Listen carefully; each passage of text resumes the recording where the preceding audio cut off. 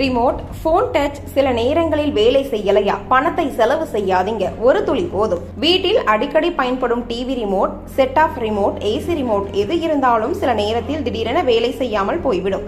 அதேபோல் மொபைல் போனின் டச்சும் சில நேரங்களில் பலமுறை அழுத்தினால்தான் வேலை செய்யும் நிலைக்கு தள்ளப்படும். பெரும்பாலானோர் இதை பேட்டரி கெட்டுப்போச்சு, திரை கெட்டுப்போச்சு என்று நினைத்து நேராக சரிபார்க்க எடுத்து செல்வார்கள்.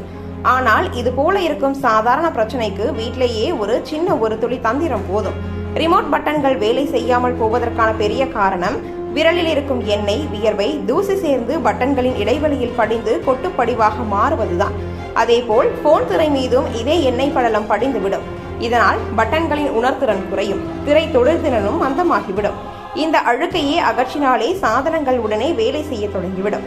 இதற்கு வீட்டிலேயே எளிதில் செய்யக்கூடிய பாதுகாப்பான முறையாக மருத்துவ வாடகப்பட்ட இளநீர் சிறப்பாக உதவும். இது மின் சாதனங்களில் இருக்கும் எண்ணெய் படலை கரைத்துவிடும். இதில் ஒரு துளி போதும். அதைவிட அதிகம் பயன்படுத்த வேண்டியதில்லை. பயன்படுத்தும் முறை மிகவும் எளிது.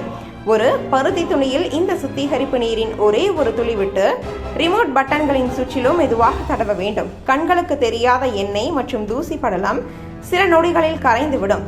அதன் பிறகு ரிமோட்டை உடனே பயன்படுத்தி பார்த்தால் பட்டன்கள் புதிது போல வேகமாக பதில் தரும். இதே முறை போன் தொடுதிரைக்கும் பொருந்தும். திரையில் இருக்கும் அழுக்கு படலம் துடைக்கப்பட்டவுடன் திரையின் உணர்திறன் மிகவும் மென்மையாக மாறும். பலர் போன் தொடுதிரை சரியாக வேலை செய்யவில்லை என்று நினைப்பது உண்மையில் இந்த எண்ணெய் படலத்தால் தான்.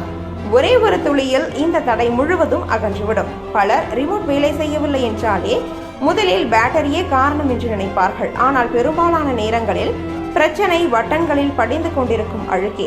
அதை ஒரு துளியில் சுத்தம் செய்தால் ரிமோட் ஒளிவராத அளவுக்கு இருந்தாலும் உடனே உயிர் பெற்ற மாதிரி வேலை செய்ய தொடங்கும்.